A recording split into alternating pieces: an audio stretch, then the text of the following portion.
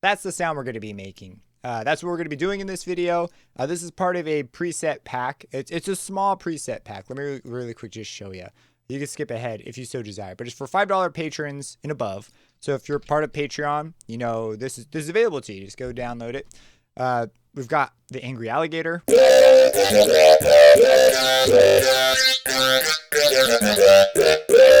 the bass pluck,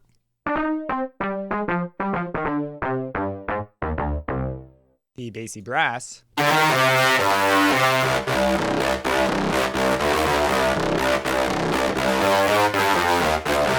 kind of a fun one, complex electro. This one's not me. Level 8. Never mind. Ignore that one. That's not part of it. And then, of course, Growl lead. And we've got ourselves the Hungry Frog. This one we're looking at. This one. Juiced up square. And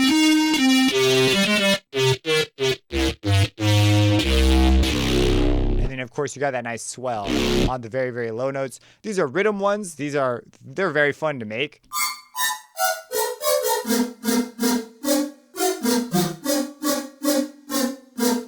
Not the greatest example there, but there you go. That's a rhythm patch. This is rhythm 2. Really only works in the low register. But it's one of these sort of more wild patches. We've got the wub electric.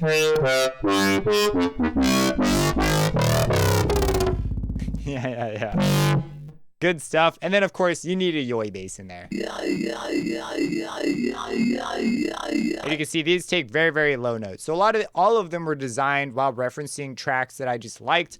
And there was a big feedback loop, and most of these took hours to do. Just getting them exactly how I wanted them. So I'm going to try and compress that and try and recreate something which I found to be a little bit tricky. So this is the Hungry Frog sound. Oh, before I forget, a Discord now exists. So go check out the Discord. Join. We'd be happy to have you.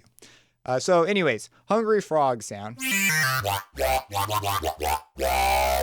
The basis of where it starts is it's a resynthesized supersaw, and which is why this wavetable looks the way it does. It says resynthesis. And then this LFO controls like everything. And there's a couple key factors here. The bend is very important. The high pass is very important. There's a separate sub that's not affecting anything.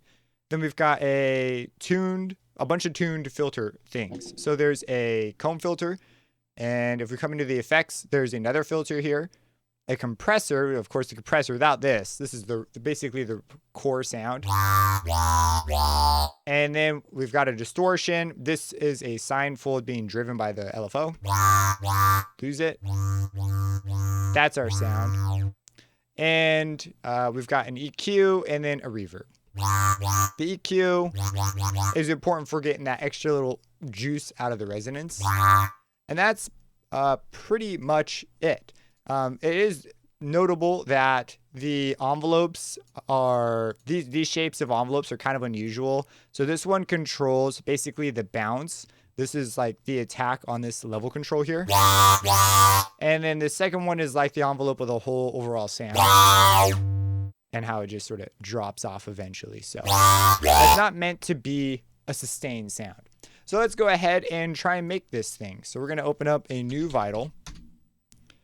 And we're going to, follow those general principles. So that's like the high overlooking view. So if we're going to make this thing, this resampled wavetable thing, let's get going. So first thing we're going to do, we're going to bring the unison way down to like 2. And then we're going to bring the unison up. I don't know, 6 maybe. And right now, it doesn't sound like much. If we were to detune it more, that's what we have. But I'm going to go for something lower. Even less. And we're going to right click on this and go to resynthesize preset to wavetable. So in our 2D view, this is what it looks like now. And let's set up our LFO. So we're going to do sort of a more sustained out LFO. And things are going to rise quickly and fall quickly. And we're going to attach this to the frames. And on the LFO, we are going to change its mode to envelope. So this makes it a one shot. So now it does it one time. That's it. That's all we want. Here, if we consider smooth, if we make this really long, check it out. It does less. I like to err on the side of, very little smoothness. I like how that tends to go for these sorts of patches, but just so you're aware, we're gonna leave smooth low. And the other control that's kind of fun to mess with, but we're not really gonna touch here, is stereo. This makes it so that there's like a difference. Since our patch is very much a single unified sound, we're not gonna want to touch this as much, but it's kind of cool just to know what it is, because there are some potential. So if you want to get a little more creative, maybe you'll mess with that. The other thing we need to remember is now that we've synthesized it, we need to bring the unison back down. I'm going to put it down at like 2 and like 2%. Super tiny, because we're not looking for large things. We're going to rely on a lot of phase moves. And because of that, this is the amount of unison we'll need. A lot more unified. So now we're going to come into the Wavetable Editor. And in here, we're going to add 2 modifiers. We're going to add a wave window and a wave folder. I want to say wave shaper, but just a wave folder. We're going to add keyframes at the beginning and the end. And on this wave window, the first keyframe, we're going to have these just really open, not really doing much. And as you move them in, they kind of squash the end a little bit. So we're going to leave those open like so. And on this one, we're going to, sort of squish it down. On the wave folder, we're going to start with a multiplier of 1. And we're going to go up to, say, 5 or 6. Sometimes 4 or 3 is fine. It's just going to depend. But that's pretty much it for here. So we're just sort of squishing it and distorting it. So it's very distorted at the end, and it's not very distorted at the beginning. And it's going to hang out here, right? This is going to be the max. So it's going to hang out at this sort of crazy version longer. This is less phased out. So maybe we might resynthesize with more unison, but I think we'll be fine here. Let's also bring this down. And we can sort of begin to tailor this how we want. For the attack, let's get sort of a more bouncy attack here. We'll bring the release way down, the decay down.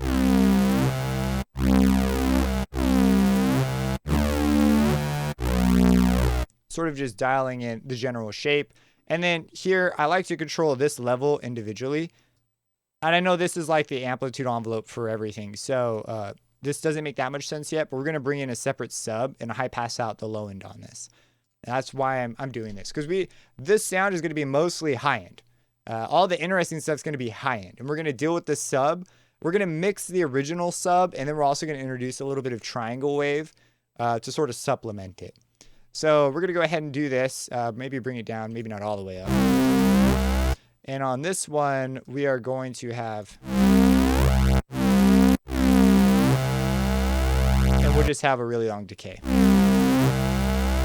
So I'm going to settle for that for now. We can always come back, fine-tune these decisions later. Let's bring in this separate sub. I'm going to go to a basic shapes and go to the triangle wave. And just set the level. Now, right now, it's hard to tell because both these things are working. So in this module here, I realize I'm going a bit fast, but it'll be a really long video if I don't go this fast. So I'm going to click here, and we want to high pass this. There's a couple of high pass options. We're going to use multiple. But the first one we're going to use is this additive version. So this is a high pass that's done additively. And we're going to sort of just let this open up and close down. And if we bypass this for the moment, gives us that little kind of thin feeling. We're going to attach this here, drag this on in.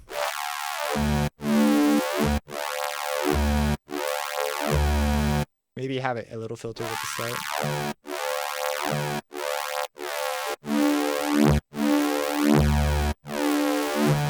And that's pretty fine. We're going to leave that the way it is. Another important effect we're going to add on early on to determine the source is bend. So bend, if we turn this, you can see how the waveform, if we go to a different part of the wave, it's going to bend it that way. It's going to be like a little squishy thing. So we're going to take this and set this back, and we're going to move this as well. Just use your ears to set this.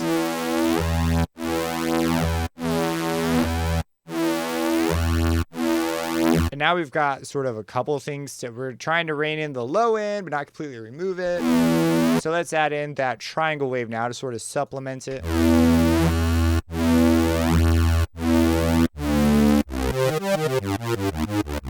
And then here we might, do something like this. I don't know, have a little bit more of a sustain that we could sort of add a little bit more of a decay profile to it, but just a subtle one.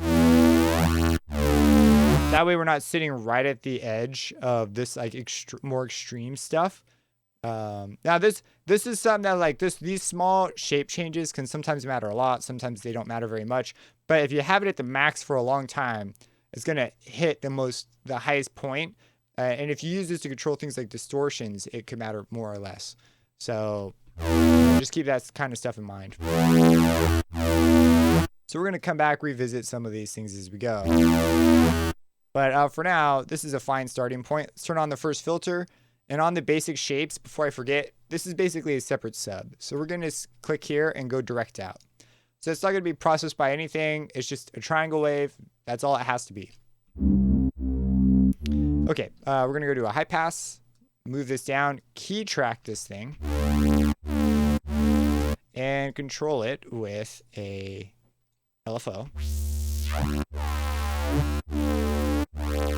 I like to bring the drive up. And I typically favor dirty with the drive up. Yeah, you hear that? Oh, it's beautiful. Here's analog. It's got a different vibe to it. It's not going to be the one we're really looking for this sound. The dirty definitely works better. That's just beautiful. We might make this more aggressive. I don't know. Let's go a little conservative here at the beginning.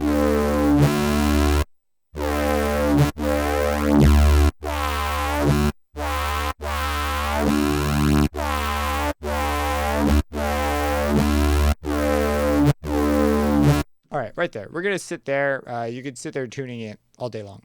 The next up, we're going to send filter 1 into filter 2. And then on filter 1, we're going to grab the comb filter options. So this is like tonal stuff. And we're going to go for one of these flanger ones. They're pretty cool. Let's just try the first one. That might work out fine. And I find that tuning them on the higher range tends to give better results than adding notches down in the low end, which we're mostly removing anyways. And then for this, we're going to grab this. We're going to move the cutoff. I'm actually going to move this slider just directly. Let's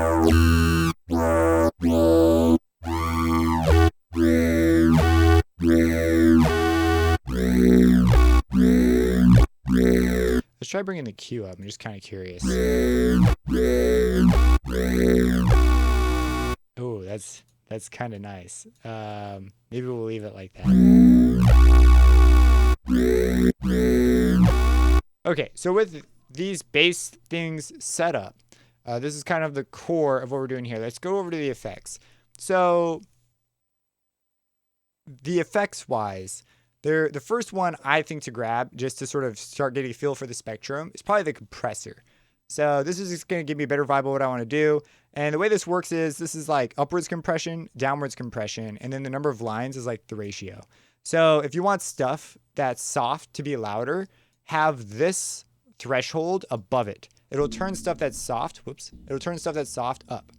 This is stuff that's a downwards compression. So anything that goes past it will get turned down. So if you have all the lines up like this, basically just a volume control, it's a limiter, and it sets a ceiling. If you have less, then it acts like a compressor. So it gives us a way to turn soft stuff up and loud stuff down. So we can kind of squish things to a range. I, by default, just kind of want to let the high end sink through, and the mid's going to have that ringing texture to it that we're kind of after. And then we just want to see how we can merge the sub with the sub of this sound here, which we're kind of removing. We see we've got some though, so we're going to try and dial that in.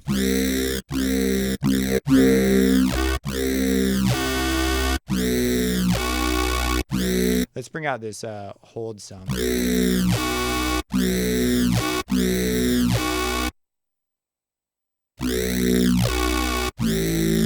And maybe we go for something slower.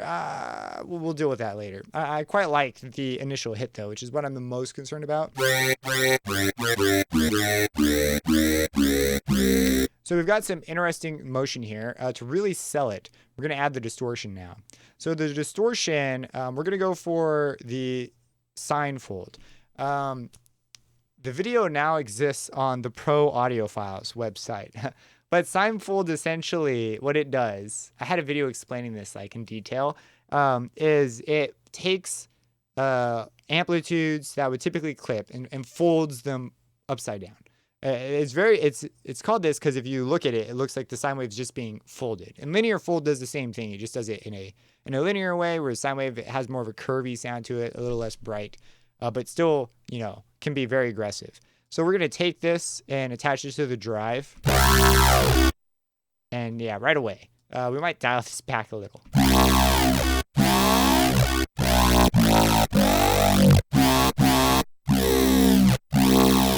So maybe right there, it could be a bit of a touchy thing. We're going to leave that as is. Next up, I want to add some more tonal things to it. So while this is moving around, it's pretty cool. We might consider tuning this a bit more. The resonance is over here on the side. These newer, a lot of new synths are opting for this sort of a design where the controls for it are like right on it. Yeah, but this is the resonance. Okay, I quite like that. Let's go for the flanger. We're going to move the flanger before everything. This is going to be an important move. First thing we're going to do is we're going to bring the depth down. And if the depth is really high, you see that, just like tons of motion, big differences. We don't want that. We're going to have a low depth, very low depth, so that things are pretty unified. We're going to play with the center frequency. We're going to have it low first. And let's go ahead and modulate this on. Just let it go up. Yeah, and then here's where we want to look at the feedback, ask ourselves, do we want more? Probably not.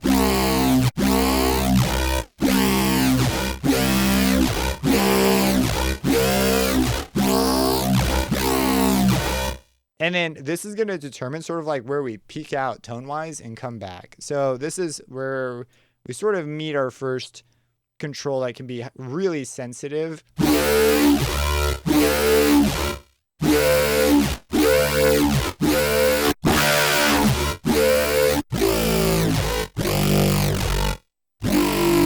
Ooh. Okay, right there. We're getting really close. This is much better than the practice attempt that I did. So I tried to recreate them a couple times because they can be tricky to redo. Okay, so we've got our EQ. Now on the EQ, we're looking for resonance spots. We might help treat the low end with this, and I like to add just a smidge of high end. These are quite a bit more touchy than when you have a big EQ and a 3 dB move is bigger on the screen. But this is like so tiny that these little things can really do a lot. So I'm gonna look for sort of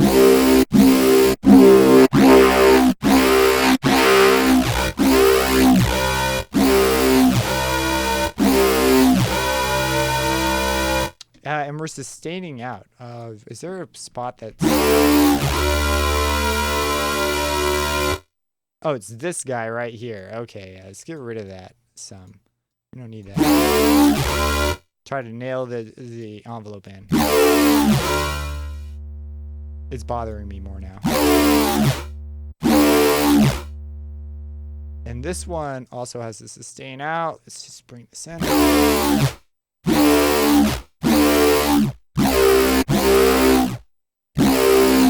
And then at this point, I'm going to toss a verb on it. There's a bunch of other options. Obviously, you could go different directions.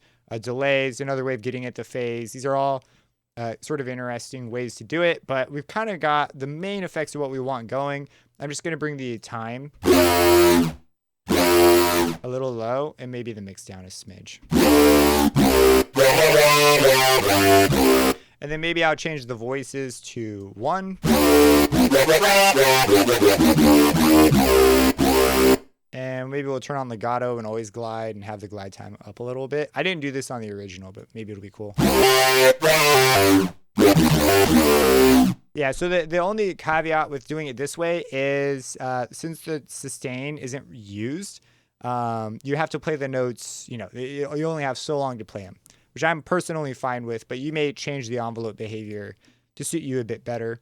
Now I'm going to tune this up a bit.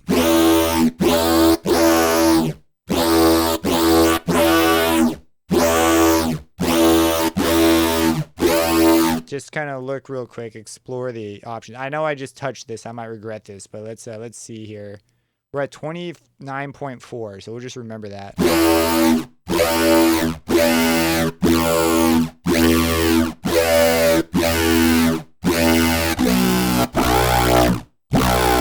Oh wow, that mid range is really freaking important. So I'm gonna call it there.